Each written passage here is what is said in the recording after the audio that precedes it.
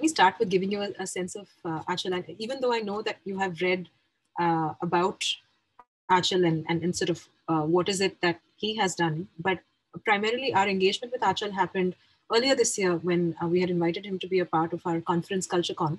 Unfortunately, we couldn't meet him then, but then we did sort of. Rub that in. Sorry? You have to rub that in.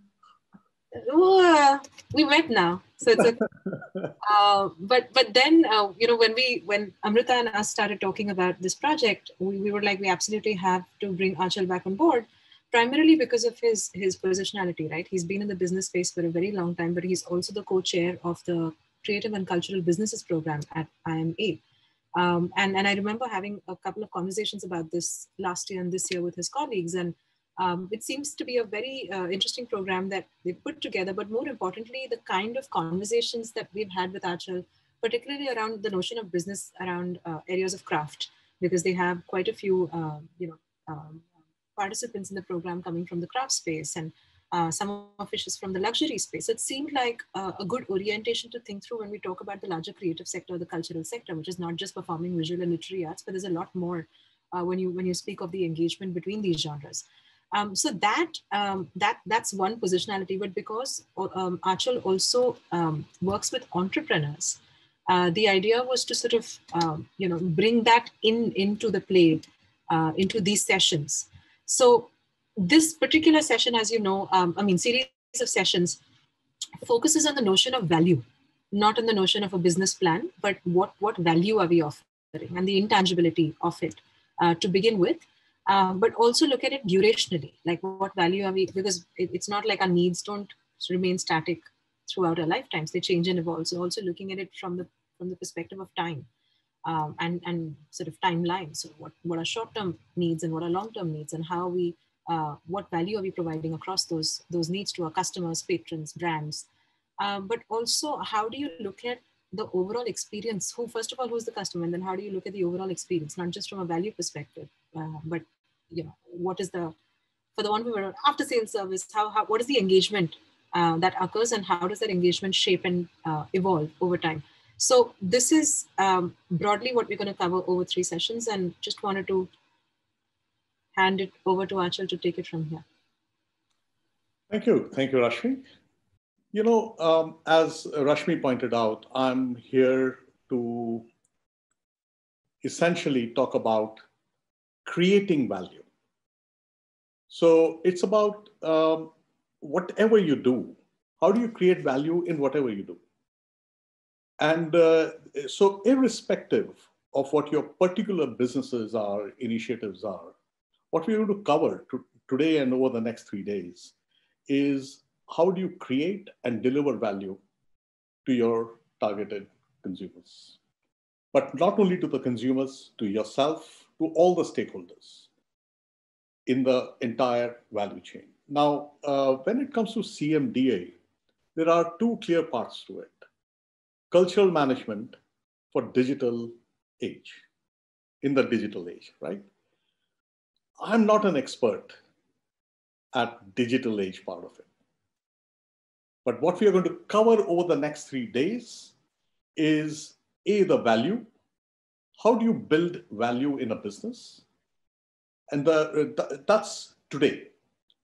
For the next session, what we are going to cover is how do you deliver that value? Where the value lies, we are going to cover today. And how do you deliver on it and convert that into a sustainable business model in a sustainable consumer experience end to end is what we're going to cover next session. What we are also going to cover in the next 2 sessions is the role that the digital plays in not just being an enabler and tools, but to actually create and deliver value. So before we even go to the digital, I think the most important thing is how do you create value in any business? And over the next 90 minutes or 120 minutes, that's what we are going to talk about. Okay, in the last session, in the third of the session that you'll be with me, we're going to cover and talk about creating value from India's perspective. We all are here. This is what we see as our vantage point. How do we create the maximum value? And what are those pitfalls that we must be aware of when we are creating, packaging, building products or services or performances or digital art or any form and bringing it to the rest of the world? When I say rest of the world, I'm not saying just outside of India, but the rest of the world other than yourselves. So I think over the next 3 sessions, we are going to be talking about the notion of value. Okay, so what are we going to begin with? We are going to play, why is this not moving? You might be, since you're all from or mostly from performing arts, you would have probably seen this video. How many of you have? This is Joshua Bell. He is one of the best known violinists in the world, who's playing in the Washington, DC subway. So we're going to just play this. This is a 4.5-minute video. So I can see that a few of you have. But even if you did, see it again.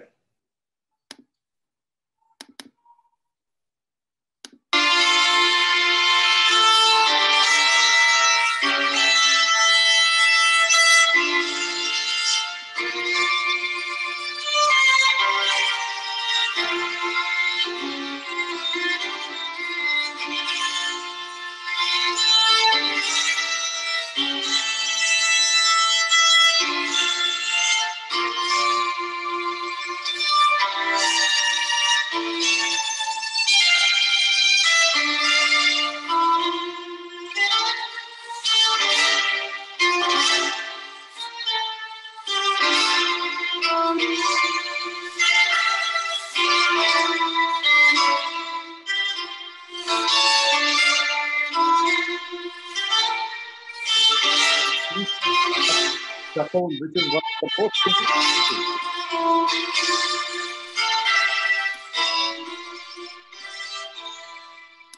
Go ahead, Anchal. You were saying something?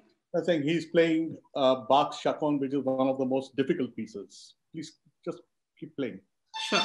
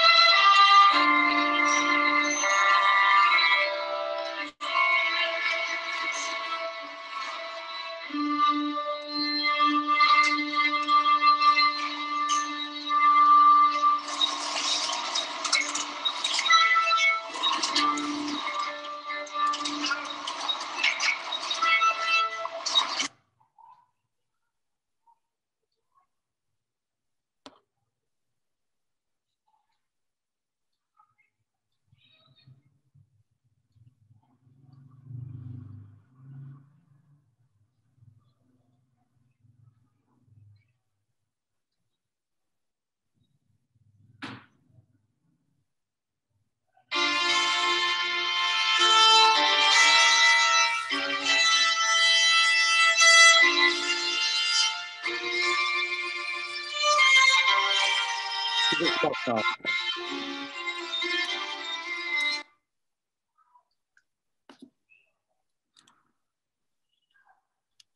yeah, if you can share the screen again, please. Yes. So what happened there?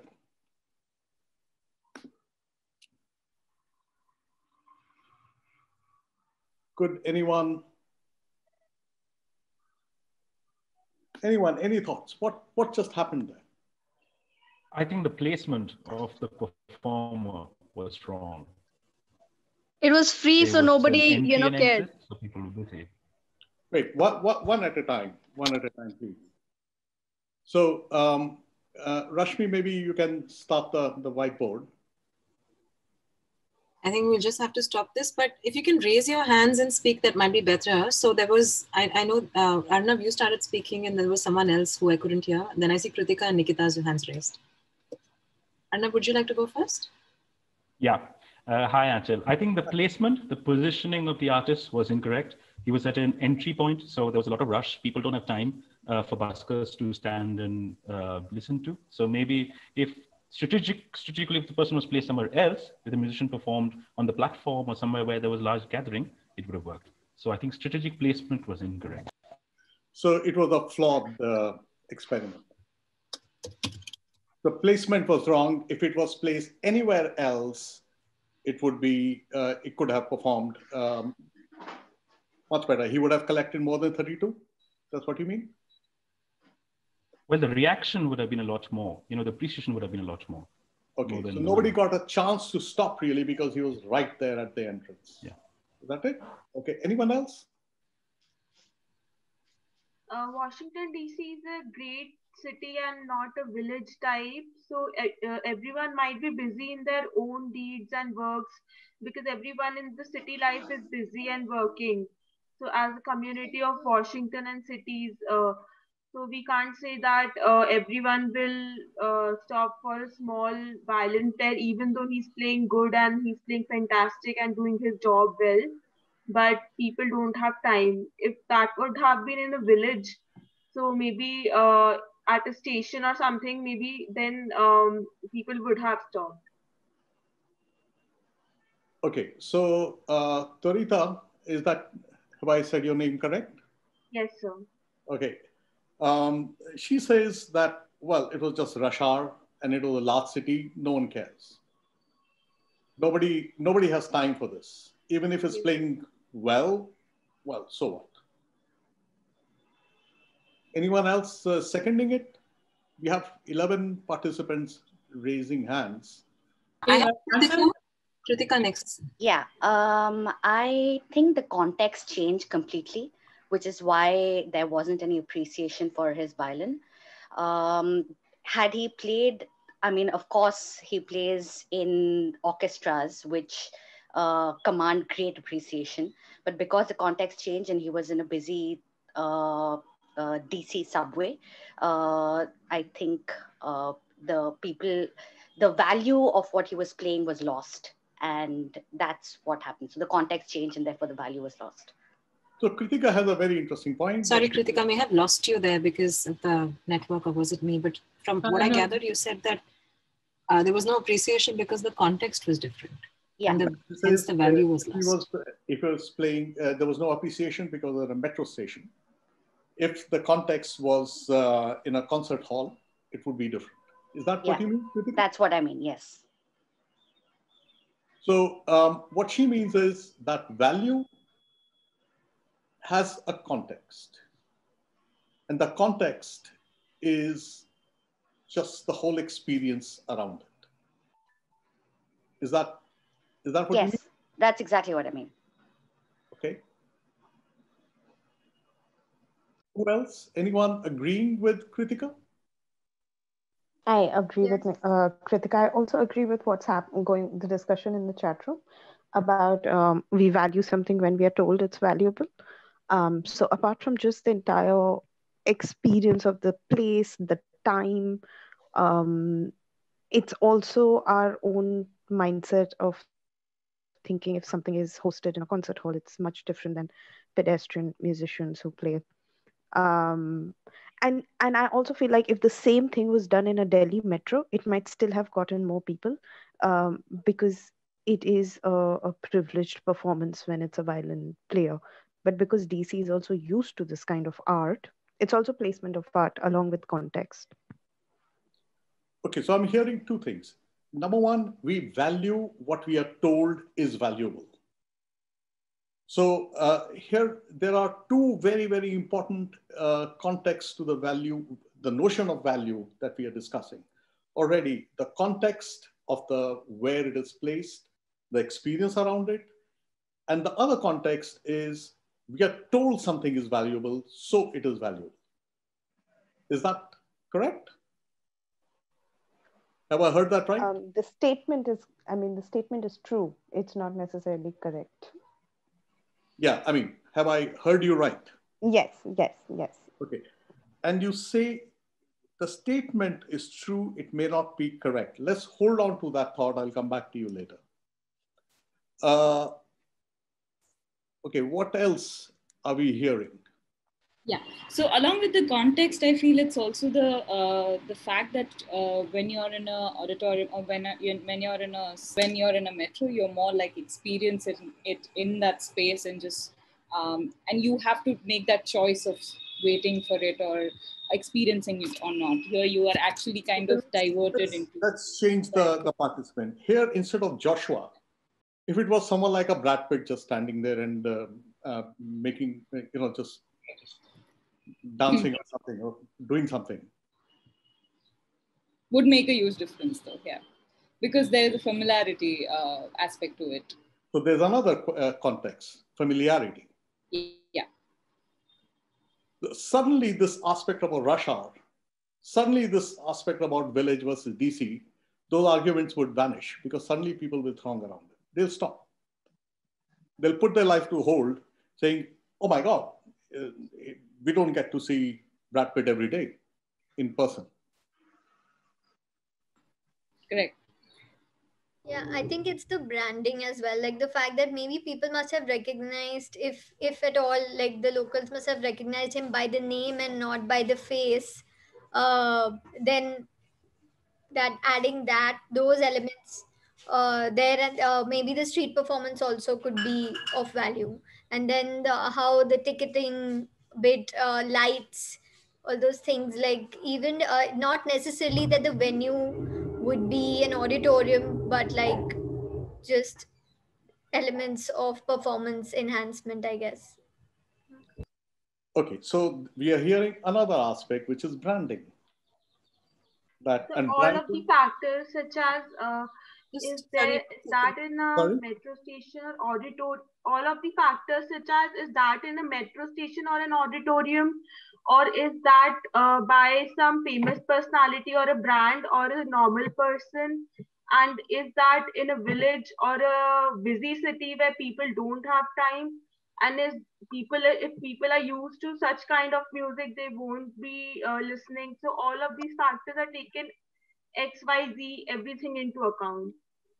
So let's make a very simple assumption, which by and large would be correct, that in the Western countries and particularly in the larger towns, people are exposed to classical music, right? So there is a lot of violin and violin performances, but there are very few Joshua Bells of that virtuoso nature, of that maestro level of performers. There are very few, right? But still, nobody really recognized them. Nobody stopped. 7 people out of 1,092 people stopped, and he collected $32. A little context. Just the previous evening, he was playing at the Congress Library, the Washington, D.C. Congress, the library there, where each ticket was $150. And it was packed, obviously.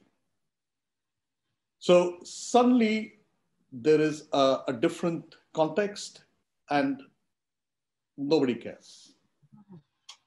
So does that what we are saying is that context actually changes a lot of things. Yeah. I can see a few hands raised as well if you want to call upon them, Anchal. Hi, Anchal. Hi. Okay, so your face. Yes. Thank you. Same here. It's been a long time. Yeah. I was just wondering that, let's say, even a celebrity or non-celebrity, because a lot of people do not even buy into the celebrity culture. So could we also look at that as how, it was touched upon briefly initially that how, where the service is being provided, because we consume music primarily, especially, something like violin or instrumental music or classical music, when we are seeking time to relax. So from a consumer point of view, that service essentially I would not engage with. I would pass it off as a ambient music if I'm in a public space. In my more private setting, I would rather cherish it. Okay, so that's another element of context. But again, I bring it to the same level. This is no ordinary violinist. This is Joshua Bell. Okay, so there is, what we are also seem to be saying is that context matters so much that a Joshua Bell kind of virtuoso, when playing in a metro, no one cares. No one values it. But a more ordinary violinist could be playing in the Congress library, where he would be valued just as much as Joshua Bell. Would the reverse be true as well? I'm just wondering, was he equally popular in 2007? Yes. Yeah. At that time, he was at his peak. Okay. So my question is different. If context is what determines the price and the value and therefore the price, does it mean that a less ordinary violinist could be playing in an auditorium and people would pay just as much value? So the question before you is, context drives value? If I could jump in. Yes. To some extent, yes. I think if you go to a well-known hall or a setting, you are expecting a certain kind of performance. But to the earlier question of what happened in the video, I think the content wasn't suited to the context, by which I mean, it sounds like what you expect classical music to sound, right? So if I am in a busy environment and there are a lot of demands on my attention, I am more likely to perhaps pause and pick up something that sounds unusual. So, I think what the others have said about there not being context clues and there not being enough, signifiers, I suppose, to, say that you should stop and listen. It's of value, yes. But I think that's too much of blame, quote unquote, on the audience. I think it's also important to tailor the content to the context. So I think, no doubt he's playing excellently, but it's also classical music, if I can put it that way. So and yes, people are exposed to classical music and whatnot, but I do still think it's a field that's quite, familiar. It could be anyone. That's what you mean.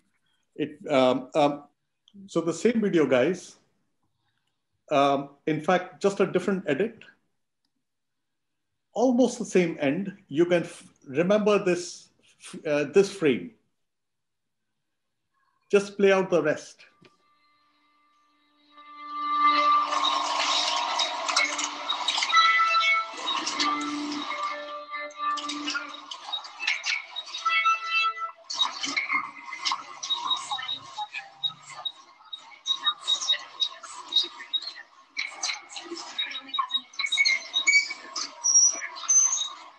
You can stop.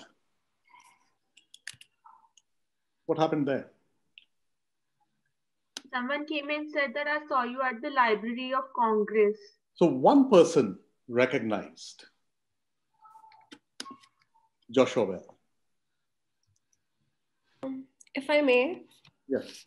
Hi. I think the main point here is the lack of information that is surrounding all of these people. Had they known that the caliber of this man was so much that he was performing at the Library of Congress, the reaction might have been different. B, I also feel like that this experiment was staged to fail. Like, this was the result. We sort of, everybody knew what was going to happen here. And third, building upon what Stuti said, is that, I mean, fine, there are violinists playing at the subway in DC, but still, how many of us still have that sort of an ear to recognize high art versus, just somebody playing, say film songs?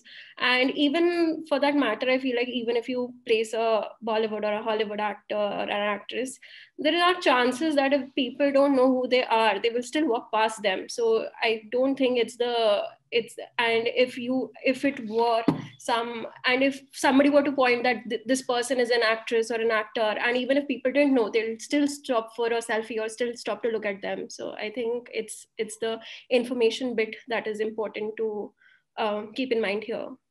Just to add another context to this, is also how cities respond to culture. I mean, if you see various videos across from the world where pianists have performed Rachmaninoff's prelude in the middle of a street and people have thronged them in Europe or in Asia. I mean, I'm not undermining any city for that matter, or even in India.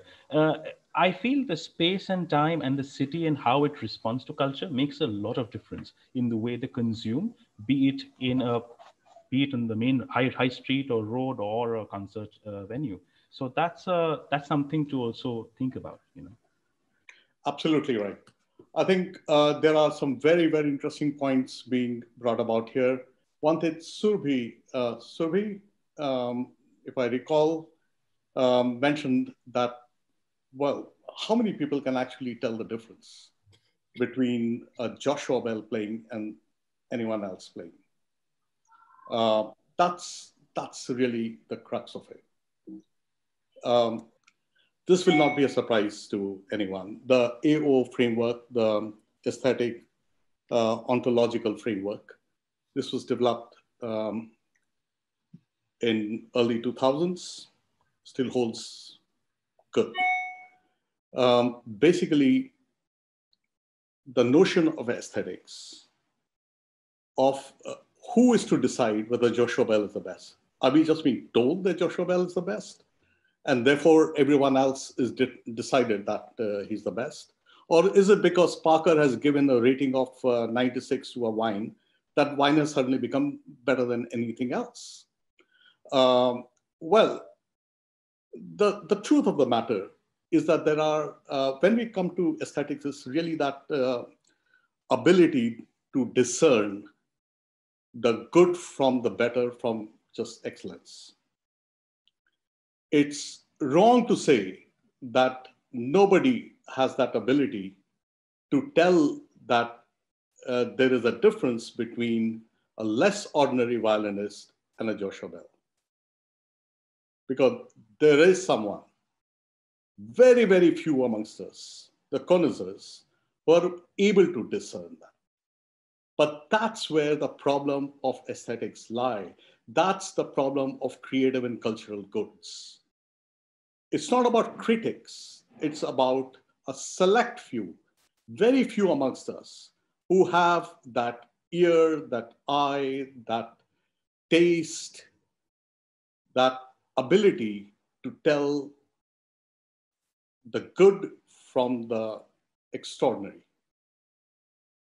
And here, this is, on one hand, therefore, you have the aesthetics where, some products, some services, some creations need far higher level of aesthetics, that discernibility to be able to judge that something is great. Like, it's very hard to tell. For me, for example, to tell a great wine from just the extraordinary, or a great violinist from an extraordinary, or an ordinary violinist from a Joshua Bell. I can't tell. But that's the key. Judge, I'm hearing, I'm listening, or I'm reading, just something just struck me that it's judgmental, judgment is subjective. Well, actually, yes and no, but that's not the debate at this point in time. I want you to focus on the creation of value. You decide, each one of you decides who that connoisseur is for you, who that you define your hardest, the most difficult audience for yourself. And we'll come to that. But right now, the important thing is that not everyone is able to tell the difference, that fine notions, not everyone is able to tell. Okay. On the other side of the matrix, you see ephemeral, the transient nature of anything. They could be long-lasting heirlooms, or something could be very, very short-lived. And this 2x2 matrix actually creates a very interesting differences between, if we take an example very quickly, you know, like we heard a concert. I mean, we heard about Joshua Bell. Now it's short-lived, and you need, very few people are able to discern. Okay. Similarly, we talked about fine wine. Somebody else mentioned about that. Same thing about the rare whiskey, opera, it's all the same. It's hard to tell. On the other hand, there would be very simple product like table wine, which anyone can tell is not a great wine. But that's not the objective of that product at all. You know, some things which are very easy to understand. Pop concerts are easy to understand, and they are meant to be that. This is not a judgment on them. This is how the productization of creative and cultural goods is created. And to deliver value on each one of these different boxes, the idea of taking them to the market, creating value in each one of these is different. So it doesn't mean that the top left corner is the privileged box where everyone should be. Not at all. It means that anyone can be in any of these boxes and create value for themselves. But how that value is to be created, who that customer is going to be different. So the important thing is not to discuss, oh my God, how, who decides the aesthetics, who decides what's right or wrong. Just focus on how, for my own creation, for my own initiative, how can I create best value? And how can I reach the right audience for that? Who can value it the most? So basically, it's these four boxes where there are different ways of going to the market. Now, let's take an example, very, very visible example of a Gucci bag or a Louis Vuitton bag. For 109 years, or let's say even before that, for 58 years, Louis Vuitton did not even have a logo. Perhaps today, the most visible logo did not even have a logo in the first 58 years of the existence of the brand. What does that tell us? And they were doing well. They already have a store in London and in Paris. It was in the box, it was in the top right box, right?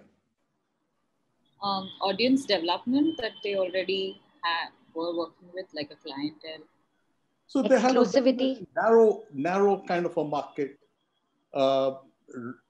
People who appreciate the work, the fine workmanship, the fine materials, the craftsmanship, that Louis Vuitton as a maltier, as a box maker brought to the table. And the only thing that mattered was the word of mouth amongst the people who could appreciate the fine work he did. And they appreciated by patronizing him and paying him far more than they would pay anyone else. So it is not true that no one can appreciate a maestro in his or her art. But it takes someone to appreciate it. And that customer will pay top price. But that customer base is small. For as long as Bernard Arnault did not buy Louis Vuitton brand in 1987, I think, it was not as visible in our face as it is today. What did he change? Credibility? No, he just changed boxes. He created a surrogate for aesthetics in a logo. And it made it very easy for the people in the bottom right box to understand it. Say, okay, you know what? I don't understand this extremely high quality craftsmanship that goes into making a Louis Vuitton bag, but I understand the logo. Can we go back, please? Yes. So in cultural goods, it is that undecipherable aesthetics, that mystery that infuses value. And also aspirational marketing? Yes, so all that, we'll come to that. So actually the big value is in that undecipherable aesthetics. Exactly that we are describing. Who is to tell, is Joshua Bell one of the finest just because we have been told? Or he indeed is one of the best? Okay. Now somebody knows it and somebody appreciates that and somebody actually puts a value to it. I can't, but somebody else does. And that customer is a connoisseur. What I wanted to ask is that the current scenario that we're discussing does it also apply to social enterprises? Because for applied art, sometimes the performance is set up to fail in general sense, but of course the purpose is that the failure is its success in a way. So to social enterprises, does the same principle apply? The principle of value creation are the same. Okay. The objectives of a social enterprise may be different. Right. But at the end of it, if the social enterprise wants to maximize the value they deliver to their stakeholders, the only way they can is by delivering the maximum value to their customer. So any other question? There was another raised hand. Hi, yeah. My question was, does exclusivity ascertain that, something will be in that top box, or I mean, just like the popularization of the logo might have moved the box for this particular brand, but it no longer is in that box, right? I mean, it's no longer the aesthetic value that determines the marketability of the product. The value that people are paying for is not the same. And in the next, just hold off for another half an hour, you'll have your answer. Okay. So, so as we saw, really, there are three distinct kinds of customers: connoisseurs, amateurs, and novices. Very, very broad. Having said that, there are different, connoisseur for one product category one service category, maybe an amateur for another one. Okay, and an amateur is somebody who loves a category, loves art, loves wine. I would like to, you can see these three customer orbits: consumer orbits, connoisseurs, amateurs, and novices. Okay, the connoisseurs are the smallest segment, obviously. The novices are the largest segment, and this is different for each product category, each services, each art form. Of course, and amateurs are those who love a category. And because they love a category, they want to learn more. So they may become connoisseurs or may choose not to. Okay. Interesting thing about the amateurs is that they could be closer to the connoisseur orbit, or they could be closer to the novice orbit. But for the novice, an amateur is as good as the connoisseur, because they know something, and that's already a hell of a lot more than a novice. So for example, for classical music, I'm a novice. I wouldn't be able to tell the Joshua Bell's playing. So how do they express themselves? A connoisseur knows. An amateur, Deepthi, I'll have to ask you to move, please. An amateur learns, and a novice flaunts. If you stare at this, you will have the answer about the Louis Vuitton bag as well. A connoisseur was the customer for Louis Vuitton for the longest time.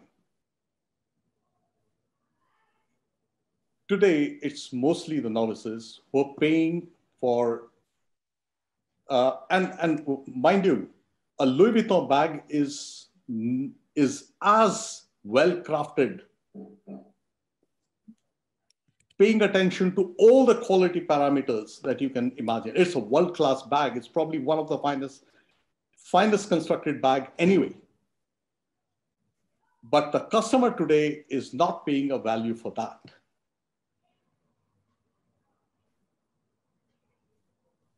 Right? Now, why does this happen? If we take the cultural goods, put yourself in the shoes of whatever your business, your initiative is. There are three key value drivers for any value proposition. Number one, exceptionalness. Number two, rarity. And number three, authenticity. The important, I'll elaborate on each one of them, but maybe if I were to ask some of you, what would you mean by exceptionalness? These are, once again, the three most important value drivers for the proposition of a brand. They must all be present in harmony. Any one of them missing, and you will not create magic. So exceptional can be, in terms of, depending upon the product, whether it is, the value for money, what is the value that you're getting, whether it is, it can be in terms of color scheme, it can be in terms of, the karigari, it can be in terms of any of these aspects, depending upon the product. Whether it is what kind of product it is. So that would be, I think, exceptionalness, which you do not find that same kind of thing in other places. So that would be it, I think, in terms of So exceptional. in very simple words, something that a brand does very well. Right. But when it comes to cultural goods, it almost borders on obsession. And cultural goods, I mean, I would consider wine to be a cultural good as well. Textiles to be cultural goods as well. Yeah. So if they border on obsession, the closer they border on obsession, the more value it'll be delivering. But something that you do as a brand very, very well. Okay. How would you treat that as different to rarity? Why is rarity and exceptionalness different? Probably because the higher level of skills are rarer to find. Like people, I mean, some of the people who are, let's say, in performance art or any sort of creative art, do not persevere for the highest level of skill. So, I mean, for those who do, they end up being the rare ones. Right. So rarity would be something which anyone else will find hard to copy. Right? So think of exceptionalness and rarity as the tree and the roots. Exceptionalness is like a tree which is visible to everyone, and rarity are the roots which are not visible to everyone, but are something which are unique to you. So that, in fact, was a very good explanation, for example, for a performing artist, is just amount of effort that is already put into it. So the rarity could be in form of geography. It could be in form of processes. It could be in form of inventions, patents. It could be in form of a rare talent or a rare skill, and so forth.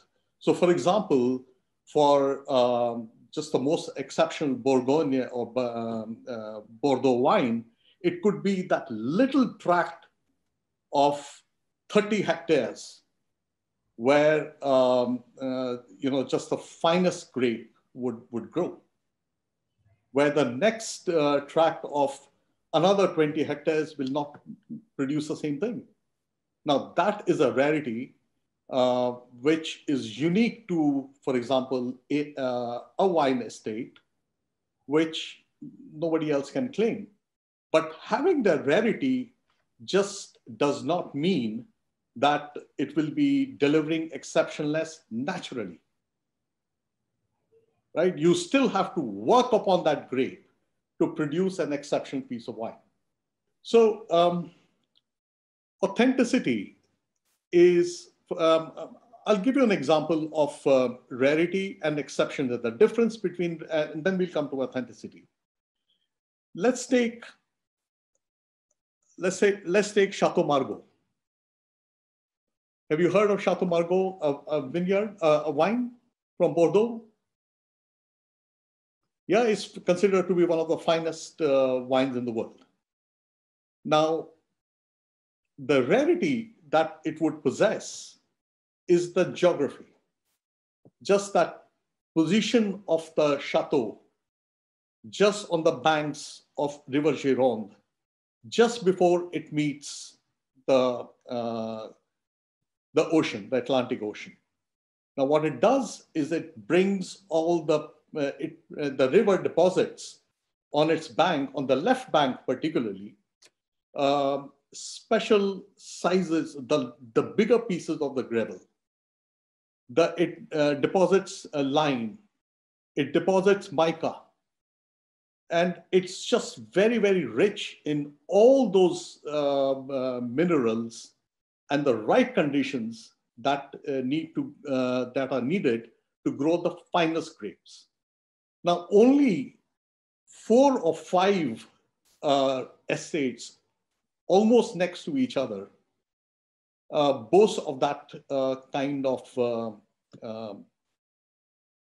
terroir, what they call the land, right? Now, they're also blessed, thanks to that geographical location, the special microclimate, where the frost will set in earlier, etc., etc., etc. Now, that is rare. That no one else can claim.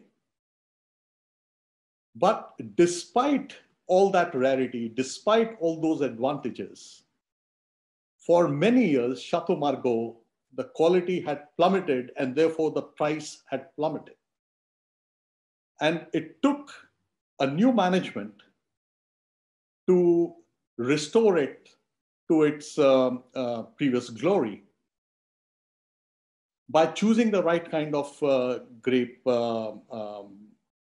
that should be growing, the right blend, the right processes, and just the commitment to and one of the key things they did, for example, was to cut the production into half of the label Chateau Margaux. And that was a brave decision because the price of Chateau Margaux, for example, at that point in time, was 120 euros for a bottle. They cut the production into half and they brought a second wine, which was selling at 60 euros. So at one go, they decided to lose a significant chunk of their turnover just thanks to a lower price. But they did in order to lift the quality of Chateau Margaux significantly. The result, in the next 10 years, the price for Chateau Margaux went 10x. So who paid for it?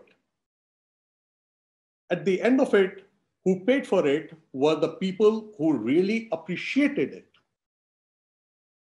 80% of their customers were connoisseurs, repeat loyal customers, and the same customers ended up paying 10 times more. Exceptionalness is that obsession. Another example, staying with wine still. I think the year was 2013. In the month of November or December, I think. I can't tell. And I was touring some of these vineyards. And one of them was Chateau de Chem, which is considered as Grand Cru Premier, which is really very, very prestigious, one of the most prestigious wines in the world. It's a Sauterne, so it's a white sweet wine. Now, we have visited a few other chateaus already, and typically their cellars were full because the grapes had been harvested, the wine had been made, and they were now resting in the barrels in the cellar. When it came to Chateau de Chem, we were walking, the general manager was walking us around. He was a few steps ahead of us. And he took us to the cellar. And suddenly we were surprised that it was empty. There was not one barrel in the cellar. Asked him, hey, where's the wine? Where are the barrels? Without stopping, without skipping a step, he just continued and said, oh yeah, this year's crop actually wasn't up to the mark. And we threw it all. Zero. They decided that the next year's turnover will be zero. And that's the courage that one actually takes it takes something to say, listen, I will write off the entire year's turnover, not profits. I'll write off turnover, pay the costs, but I will not bring to the market something that I am not happy with. And we are talking about Chateau de Chem. It's not like, 19-20 farak. It's not going to be a major difference, but they decided that it's just not right for their consumers who will tell the difference. So that is exceptionalness. Authenticity is very simple. Why should people believe you?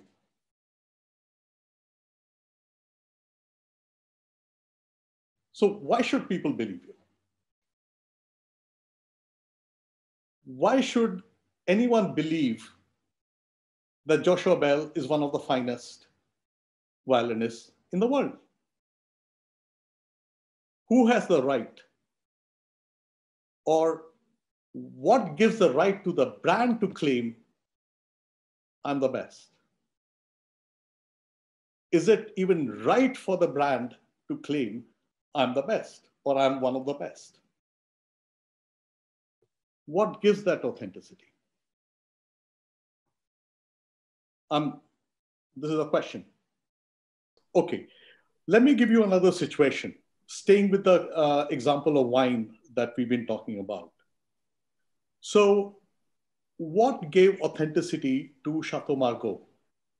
Well, it was the 1855 classification, which was ordered by Napoleon at the time of the Universal Exhibition in Paris, where he said, listen, I need all the wines from Bordeaux to be classified.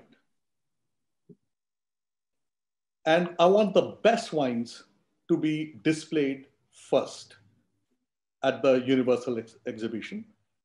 So the Bordeaux Winemakers Association was tasked with creating this classification. Now, imagine yourself, the 40 of you, to be each one of you is a winemaker.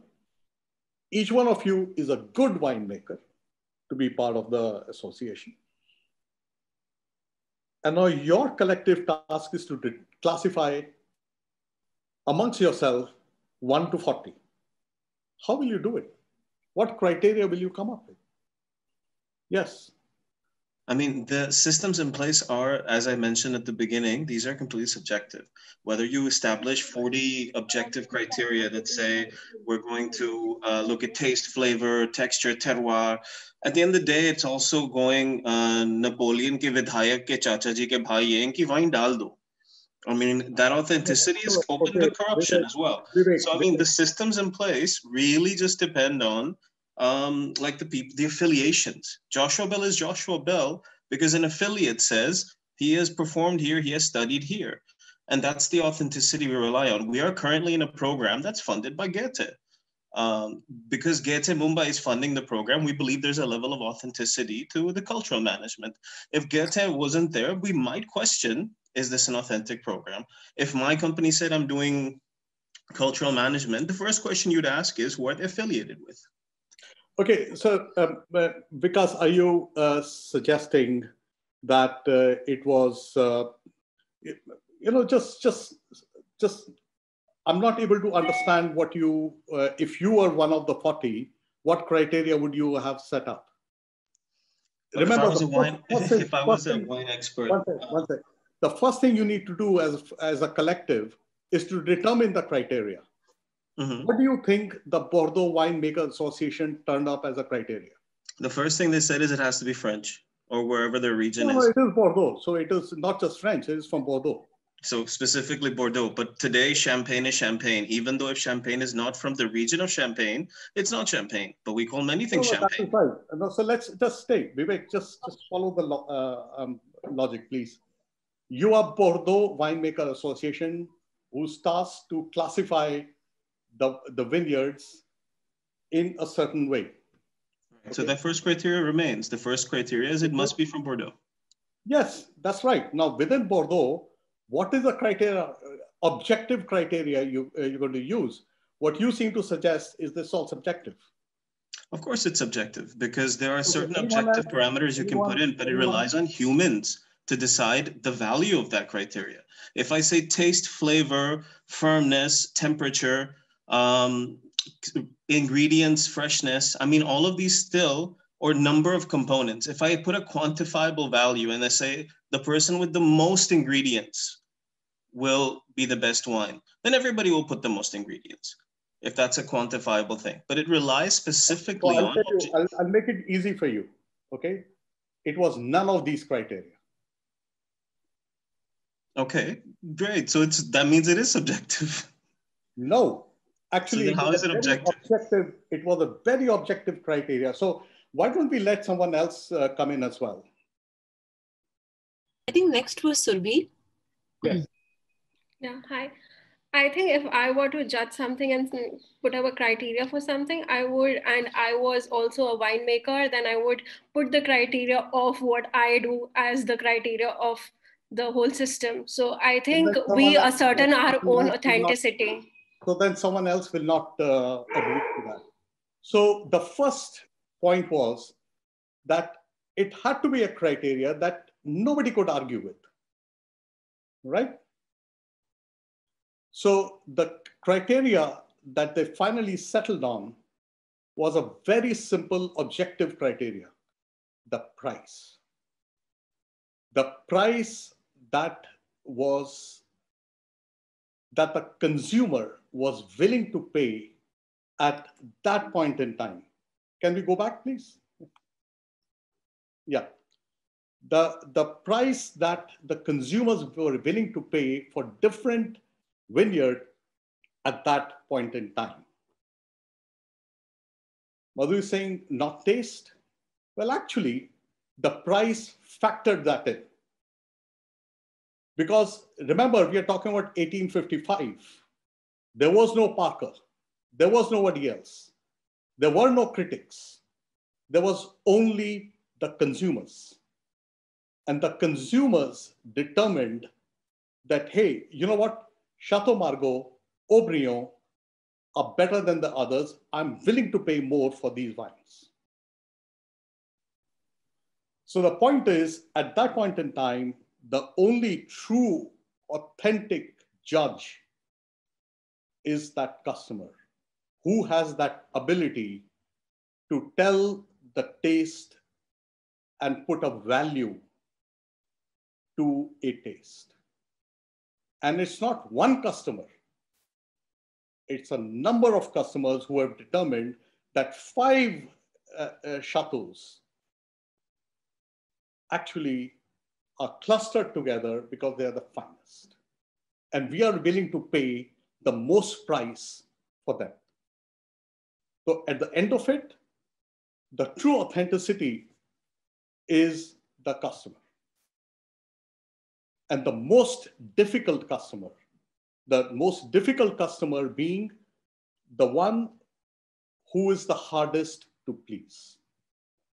So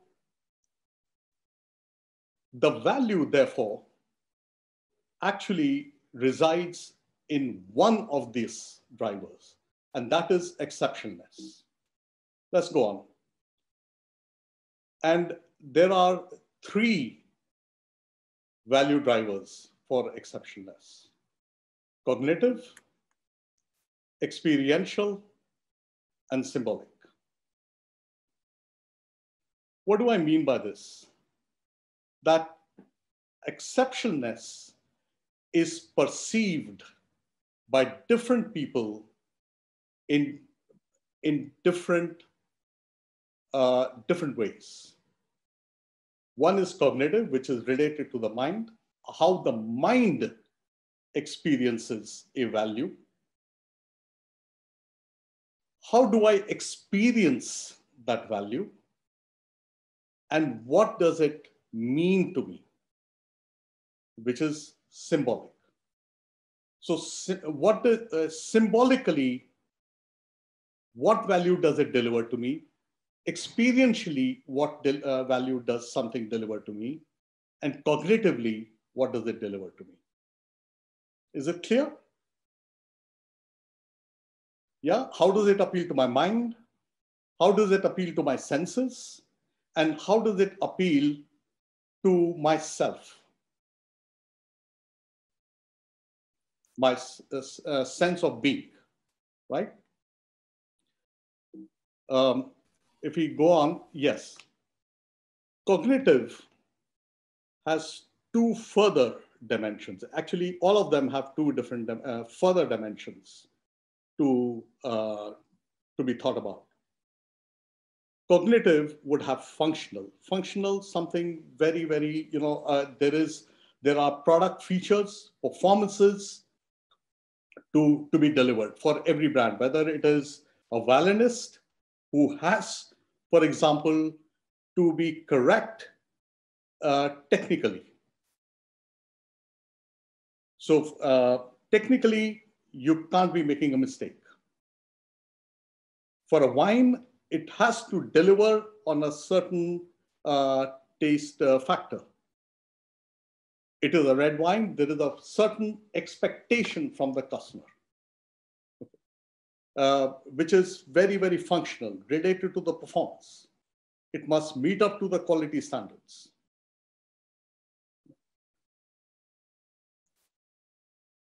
Experiential, on the other hand, is hedonistic and sensorial. Oh, cognitive aesthetic, I forgot. I skipped it rather. Aesthetic is that animal, that elephant in the room, which people are finding very difficult to put their arms around, especially Varun, between price and value, where we are talking about that indecipherable value, but still appealing to the mind.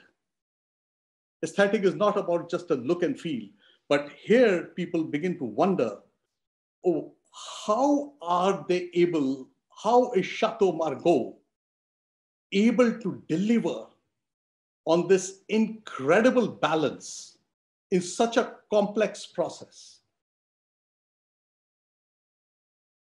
So a connoisseur is actually wondering, what is it that delivers not just a technically, functionally superior product, but is able to deliver that aha, that magical aha that makes you feel and you sit up. But how? How did that happen? Wow. It is intellectually stimulating even. Let's go to experiential.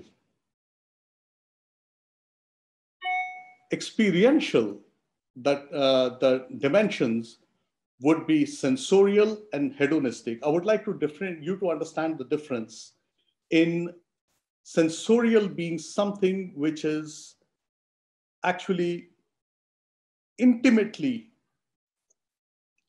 associated with the consumption of the product. So, for example, Joshua was playing in the subway. Now, somebody said, yes, it sounded just like anything else. It was not doing justice to Joshua Bell. That was right, because there was a certain amount of certain degree of sound, of a certain experiential, in an auditorium, there is just the right amount of the sound, the light, which adds intimately to the performance, to the value of the consumption of the performance itself, which in isolation falls off a little. Hedonistic, on the other hand, is still experiential, but has nothing to do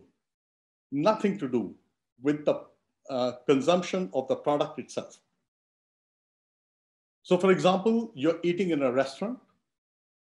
It is hedonistic is all about the decor, the music, and everything around it. It's not intrinsic to the food being served. It is not intrinsic to the experience of eating the food, the smells and the taste, etc. But it's about the ambience. But there is, for example, a value that people would pay to the ambience, sometimes even more than the taste of the food. Or the same food delivered in different hedonistic experience, different ambiances, could fetch a very different price. Lastly, symbolic.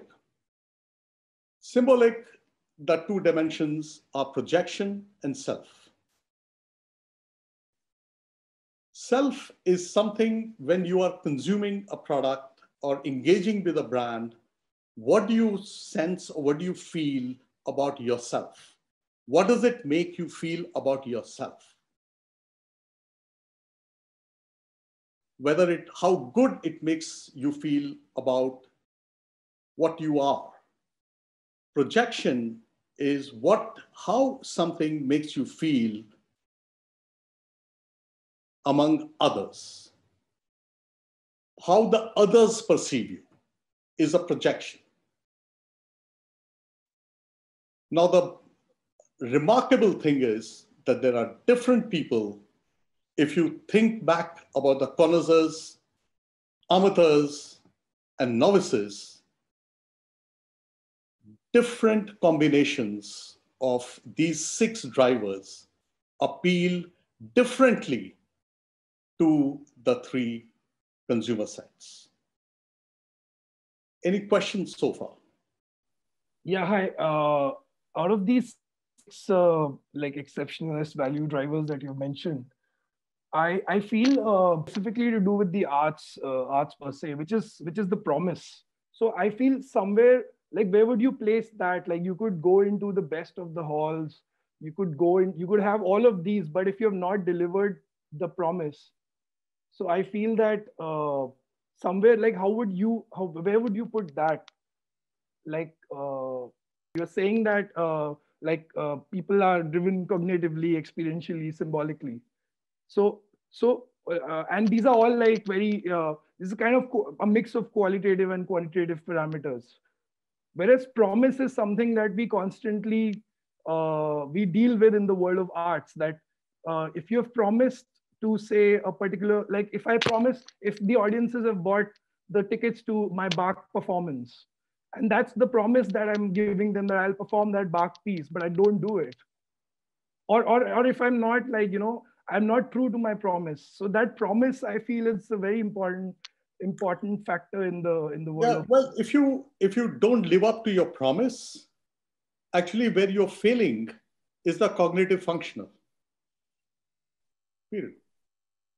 You're failing to perform or live up to a certain quality standard, which also means people are expecting you to do something and it's falling short, which means that people's perception on a cognitive functional dimension will fall apart. Right.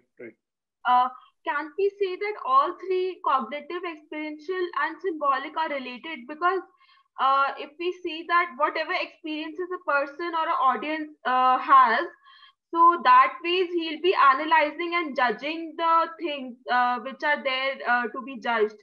So if there is anything, he's judging very finely, and because sometimes it does happen that the things are not made up so finely, but people are applying more mind to it.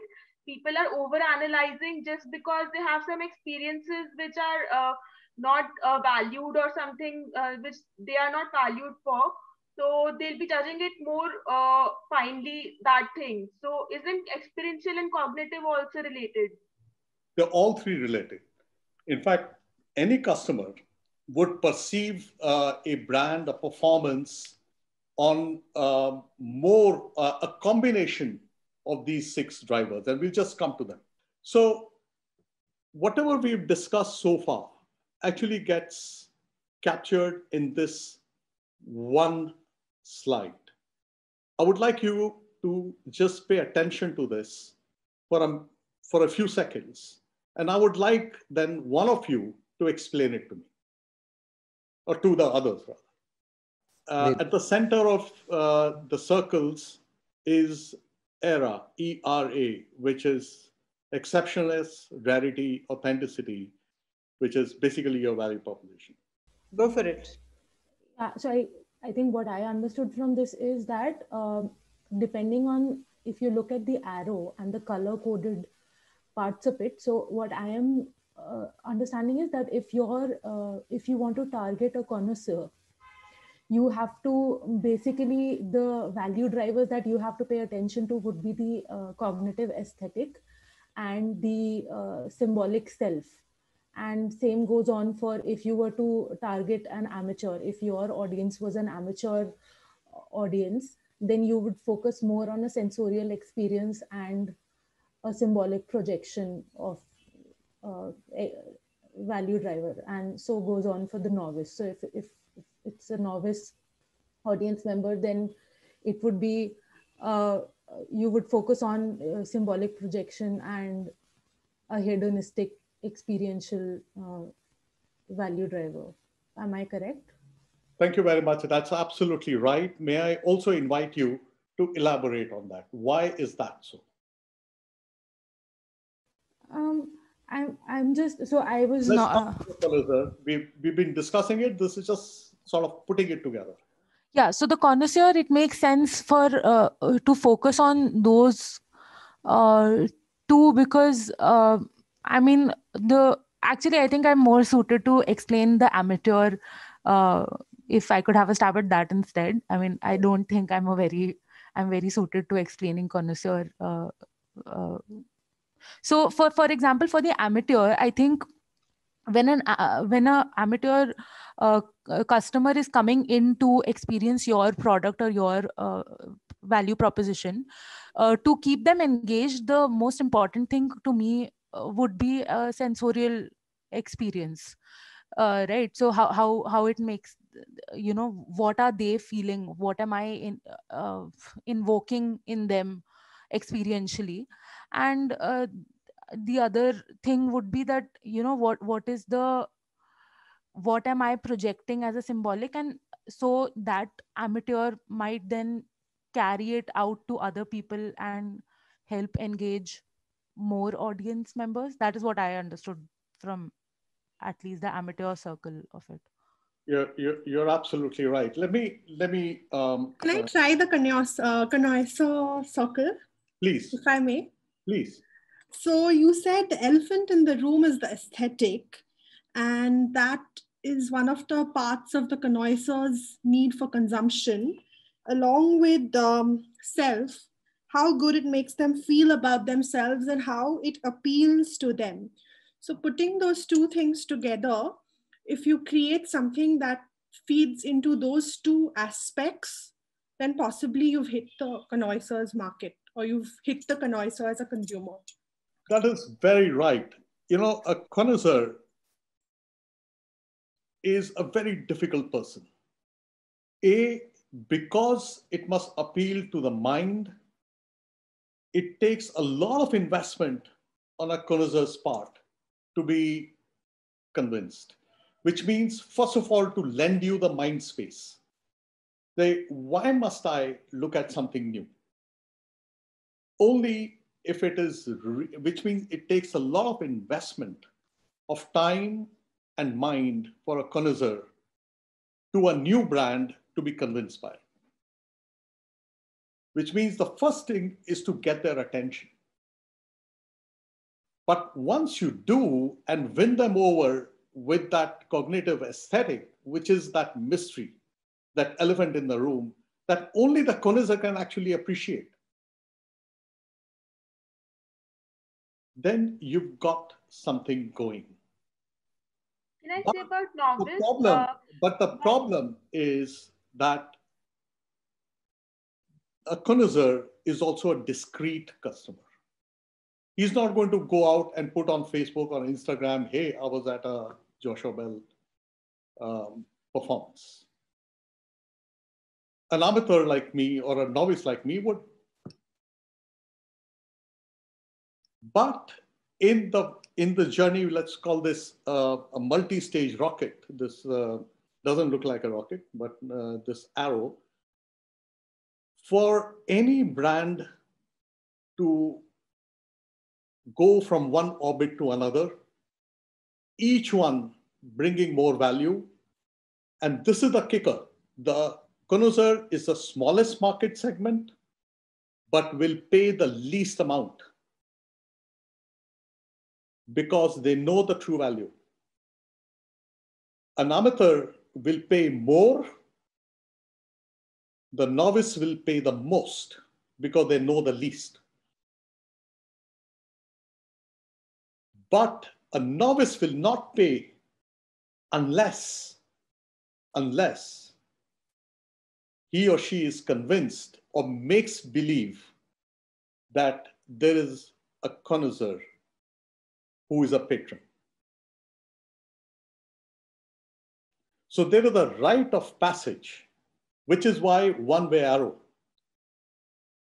You got to start from the inner circle, who will not even talk about you, who will be hard to convince, will pay the least. But once you won them over, the amateurs will find you. Because they are lovers, they are going searching for knowledge.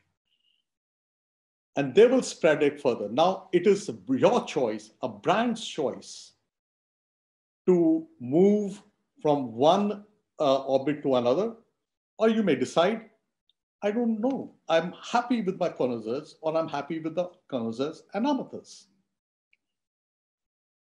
So that's a choice, that's an ambition. Bernard Arnault made a choice. Listen, novice is the largest market. They're going to pay the most. I'm going there. He did to very, very big success. Now, when I say that the connoisseur is not going to pay the most, in fact, he or she will pay the least, but they will pay the right amount. And the right amount may be the top dollar compared to another product of the same category, another performance of the same category, another service of the same category. They may pay 10 times more. But if a connoisseur pays 10 times more, a novice will pay 100 times more. But just as we saw in that video at the beginning of the session, there is one person who recognized it out of 1,000. So it's a very, very small market. So anyway, on the other hand, if you notice something else, that for a connoisseur, the essential value driver is cognitive aesthetic. For an amateur, the essential value driver is sensorial experiential. It matters that he is in Carnegie Hall or Royal Albert Hall. And he's willing or she's willing to pay a much higher value for that. In fact, there is a higher value attached to that. A novice is paying for that ticket for being seen there. And to project. So the hedonistic experiential and symbolic projection is the overwhelming value driver for a novice. And this captures the same sentiment in a different way, where you have at the bottom the value line. As we go towards the right, the value that you will achieve is more. But this is how you will create a value market fit. You will decide who and which kind of customer you are addressing. Which means that for a connoisseur, as we said, it's the self and the aesthetic that matter. For an amateur, it's a sensorial and projection that matters. For a novice, it is hedonistic and projection that matters. What about cognitive functional? It features nowhere. Well, it's like Maslow's theory of motivation. It is a must for other value drivers to kick in. If you don't perform, if you fall short on cognitive functional, then nothing else matters. It's a value destruction. But just talking about the product features of product benefits, there is zero value. It becomes another generic product. Then you might be selling another commodity. So the value, true value, is in aesthetic to start building the core, the nucleus, the seed, which will attract the connoisseur, then the sensorial, and then projection and hedonistic and the rest. This captures the same, like how you actually nurture value in what you create, how you diffuse it over a period of time, and how you determine which customer is it best fit for. Which means, to begin with, your value proposition needs to be constructed when you're starting out for really the most difficult consumer, if you want to go the long way. Which means you've got to pay true attention to exceptionalness and the aesthetic value of the exceptionalness. Next. And this is what we mean by diffusion of value proposition over time. You know, if you were looking at Chateau Margaux, you know, for the estate owner, what value would an estate owner be willing to pay for it? Well, the cost. A connoisseur, as you go on, it means that there is not one value proposition for the brand. There are 3 different value propositions at different stages of your brand. You may choose not to go to the other stages. That's your choice. But if you do, then there are different value propositions that get kicked in at different points in time. What may be most important today, that discretion for the connoisseur, that superfine attention to cognitive aesthetic only, and that discrete service end-to-end to a connoisseur will be of no value when you're selling to a novice. But the kicker is that when you're selling to the novice, you're almost certain to lose the connoisseur, because that connoisseur is not going to be attracted by what you're doing in the marketplace. So the challenge for a Louis Vuitton today is quite different from a challenge for, let's say, a Chateau Margaux, which is selling essentially to a connoisseur. The most difficult consumer, the bullseye customer, what we call the muse, is really what we determine. Who do I define as my muse? Is it the amateur? Is it the connoisseur? Is it the novice? And then construct your era, which is exceptionalness, rarity, and authenticity, to suit that, the value drivers that will fit in for that customer. Mind you, there are no shortcuts. You may choose to go, you may decide I'll go directly to the novice. Why wait all these years and rite of passage, etc.? The short answer is, it'll be like a kati patang. You will be caught out without that deep anchor in the connoisseur. In the cognitive aesthetic, if you don't have a deep anchor, you'll be caught out. You can pretend once, you can't pretend all the time. So value proposition really is a function of your era, on how your era translates into something that the consumers understand. Value market fit, which means once you have the value proposition, how do you take it to the market? And this is something we will see in the next session. So yes, I come back to this question. The question we left at was this: Are price and value contextual? Yes, they are, but to the customer. They're contextual to whom you are addressing.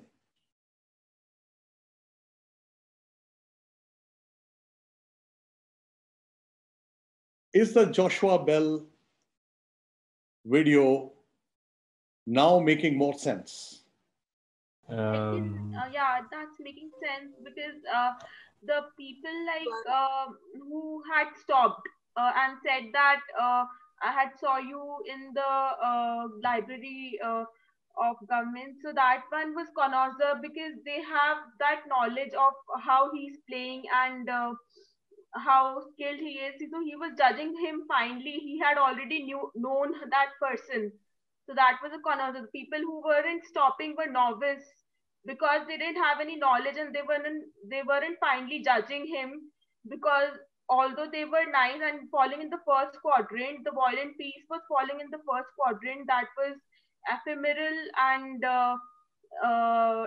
aesthetic positive. But people, there were different types of people. Some were connoisseurs, some were connoisseurs, some were mature, and some were novice.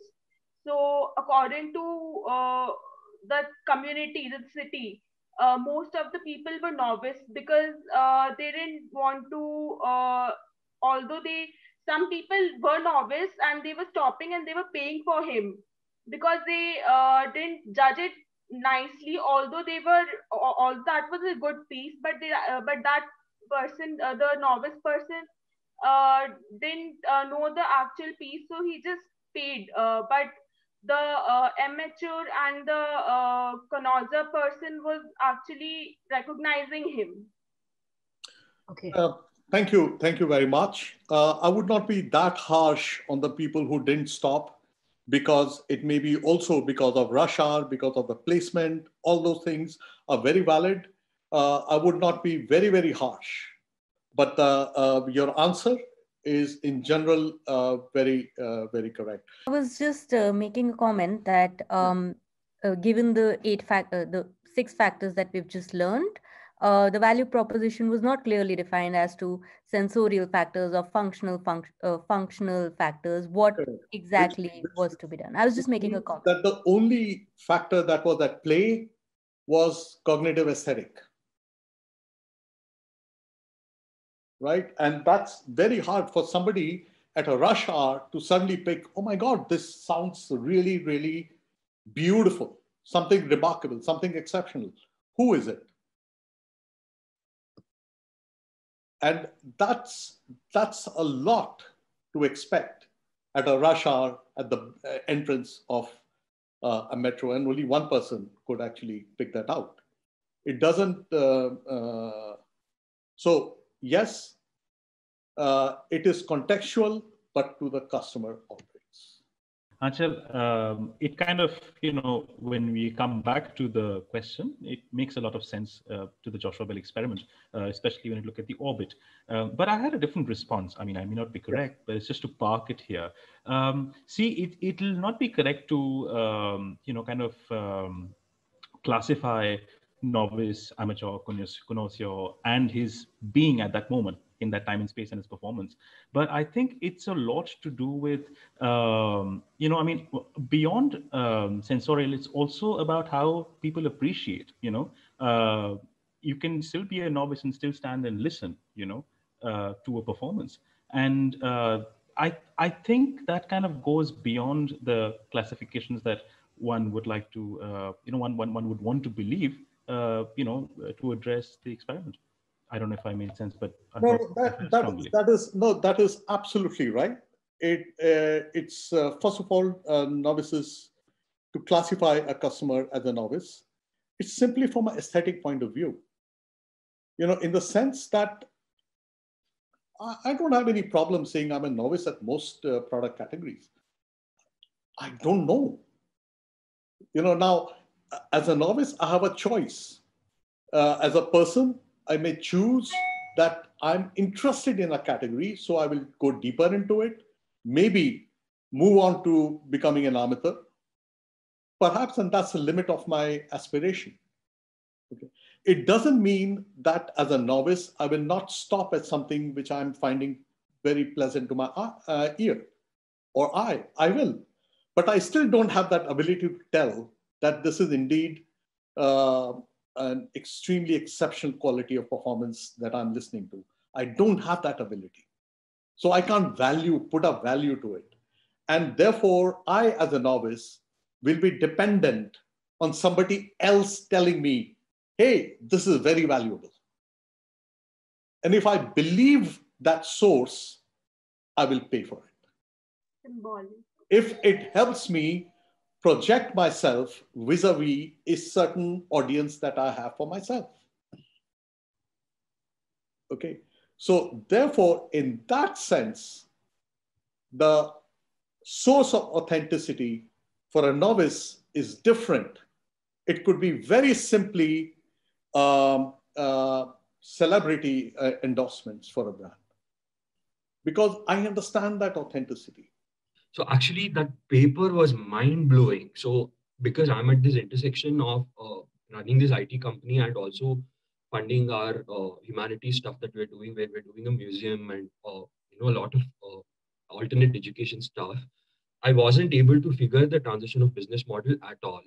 So that there is literature around it where we can actually relook at business models once you have a successful business model, especially in the context of arts and looking at it in this structure of novice and connoisseur and all of that, really was very relevant. Like I can actually see real life changes that I can make within the organization, because the way I used to look at business models was this in this stupid business model competition kind of a thing where you just win these prizes and all. I could really not appreciate it in context of organizing. So that paper is gold. Like I have like 20 pages of notes, and this session was like an icing on the cake. So thanks a lot for this session. Like I can see actual balance sheet impact and also tangible impact due to this. So yeah, I just wanted to thank you. I just wanted to say that if there is profitability, that has to be seen along with customer value proposition. So for the same brand, a connoisseur would think too much and would pay less for it even after the brand is good. But a novice would pay like anything because he doesn't have that much cognitive ability. So profitability also does matter in that sense, and resources and processes also, like how do we train people and the management, and how they are going to serve the different types of target audiences in the market, how they are going to analyze whom to target and all. So building a new, reinventing a new business model in that sense. That's absolutely right. There is more value to be harnessed with the novices because they'll pay more and they're most in numbers. But please remember that to deliver on the value drivers that they will be concerned about, like for example, a connoisseur doesn't care about the brand popularity, right? They would be among the first ones to adopt you, in fact, even when you are an unknown, for your aesthetic cognitive quality. However, so the cost to reaching them sustainably over a period of time is much lower than reaching a novice, for whom all the marketing gimmicks, promotion gimmicks would matter. You'll have to build the brand to that extent. And also, a novice is not loyal at all. They're not even loyal to a product category. Forget about a brand. Advertising would influence a novice. They are very easily influenceable and therefore harder to keep, which means as a business model, to reach them and to keep them hooked, the costs are far higher as well. So we will discuss this in the next session.